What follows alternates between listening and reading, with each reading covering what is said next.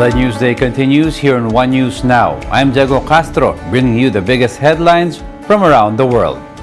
At least 9 Palestinians were killed, while over 100 more were injured after Israel launched an attack in the West Bank city of Jenin. One other man was shot in the head at the checkpoint in Ramallah.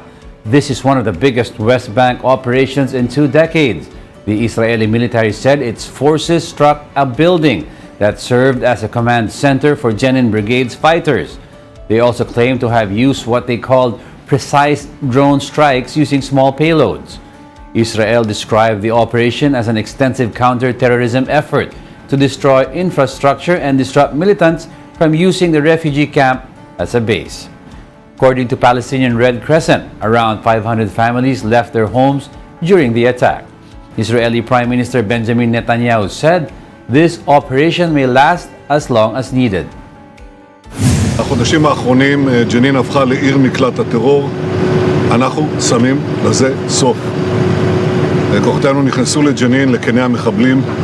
הם מחסלים מחבלים, הם עוצרים מבוקשים, הם הורסים מפקדות, תופסים הרבה נשק, והם עושים דבר נוסף, הם הורסים מעבדות שהן כמעט בהיקף תעשייתי, מעבדות שמהם יצאו חומרי נפץ, חומרי חבלה, מטענים לקטל ורצח של... אנחנו נמשיך בפעולה הזאת ככל הנדרש כדי להחזיר את השקט והביטחון לאזרחי ישראל.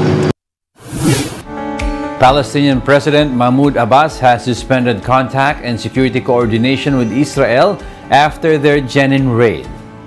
The decision came after Abbas's meeting with other Palestinian leaders. Abbas has temporarily suspended coordination with Israel on several occasions in the past, during previous rounds of violence. Abbas's office earlier called the Israeli operation a new war crime against defenseless people. Over in France, riots appear to have eased after 5 days of violent protests triggered by the police shooting a teenager. Police made fewer than 160 arrests overnight, offering some relief for President Emmanuel Macron in his fight to reimpose order. French Prime Minister Elisabeth Borne said the government's priority after a week of riots was to restore Republican order. On Monday, demonstrations were held outside town halls in solidarity with local governments previously attacked by angry rioters. The death of Nahel, a 17-year-old with Algerian and Moroccan parents, has tapped a deep vein of anti-police resentment across France. Jusqu'au bout, on partageait, je vous le dis, la priorité qui est d'assurer la sécurité des Français, d'assurer le retour de l'ordre républicain, et puis de se dire qu'effectivement, il y aura un autre temps, un temps de réflexion sur les causes, sur les enseignements qu'il faut tirer de cette crise. Et je pense que nous avons tous pu partager le souhait de continuer à échanger ensemble sur ce sujet. We'll be back with more stories after the break. Keep it here on One News.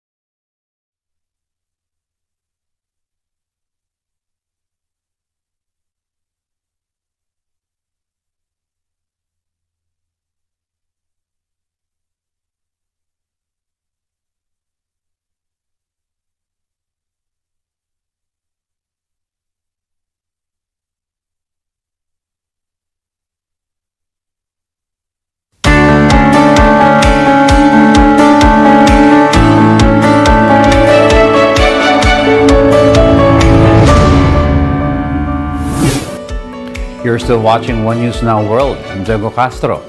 Turkey won't lift its opposition to Sweden joining NATO unless it stops harboring terrorists.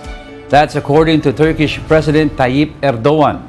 Erdogan said Sweden needs to take additional steps against groups considered as terrorists, such as the Kurdistan Workers' Party. The group has waged a 38-year insurgency against Turkey that has left tens of thousands dead. Sweden maintained that it has upheld its part of a deal struck with Turkey last year aimed at addressing Ankara's security concerns. Applications for NATO membership must be approved by all members, but Turkey and Hungary have yet to clear Sweden's bid. Ülkemizin duruşu, beklentileri, bizlere verilen taahhütler bellidir. Biz geçen sene neyi savunuyorsak bugün de aynı ilkeleri savunuyoruz. Oyalama taktikleriyle vakit kaybetmek yerine verilen sözlerin tutulmasının daha akılcı, daha faydalı ve devlet ciddiyetine yakışır bir yöntem olacağına inanıyoruz. China's so-called Nine Dash Line has barred the highly anticipated Barbie film from screening in Vietnamese theaters.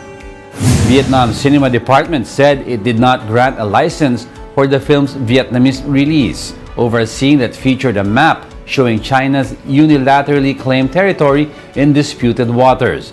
The U-shaped Nine Dash Line is used on Chinese maps to illustrate its claims over vast areas of the South China Sea. This includes swathes of what Vietnam considers its continental shelf, where it has awarded oil concessions. Barbie becomes the latest movie to be banned in Vietnam for depicting China's controversial map, following the movies Abominable and Uncharted. The Greek were treated to a beautiful night sky illuminated by July's supermoon. July's supermoon could be seen over the ancient temple of Poseidon, with moonlight highlighting its marble columns. Spectators took advantage of the warm summer night and came to view the spectacle. This full moon orbits closer to Earth than many other full moons this year, making it a supermoon with a larger and brighter appearance. And those are the top world headlines of the hour. Join us again at 9:45 a.m. as we continue to monitor the day's biggest stories. I'm Diego Castro. We are One News. All sides, all the time.